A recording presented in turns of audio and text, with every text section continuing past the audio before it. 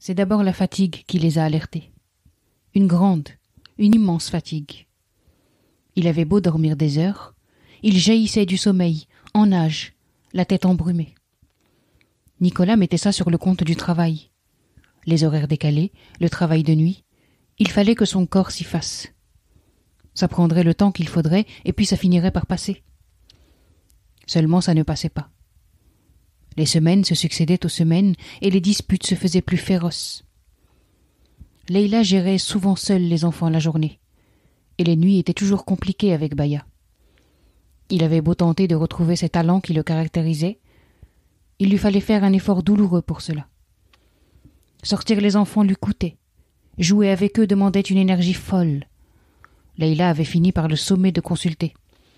Pour qu'on en finisse avec cette comédie, elle lui avait balancé. C'est pourtant elle qui a répondu, ce samedi matin très tôt, quand le téléphone a sonné. Elle l'a d'abord délibérément laissé retentir, se disant qu'à cette heure-ci, ce ne pouvait être que de la pub. Mais il a sonné à nouveau.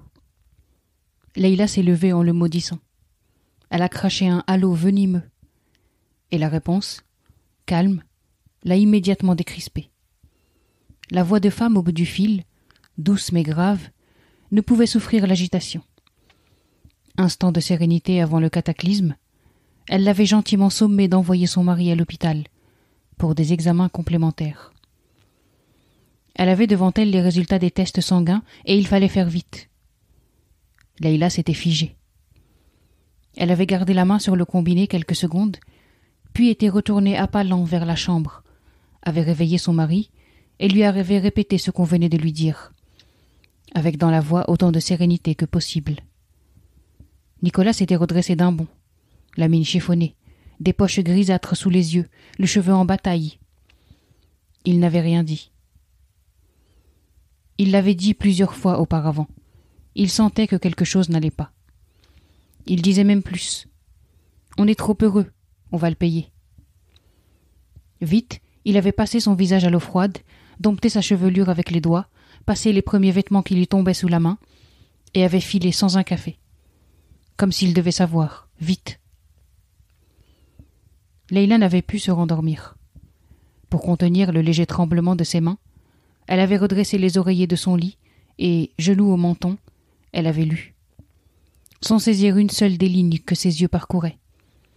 Son esprit entier avait marqué un temps d'arrêt, suspendu qu'il était au prochain appel. Il avait mis du temps à rappeler. Leïla débarrassait la table du petit déjeuner quand son téléphone, en vibrant, lui avait fait tout lâcher.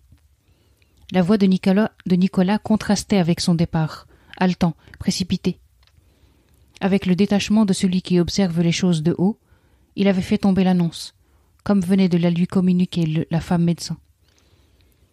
Leïla n'avait retenu que des mots-clés. Maladie auto-immune, rein, dialyse.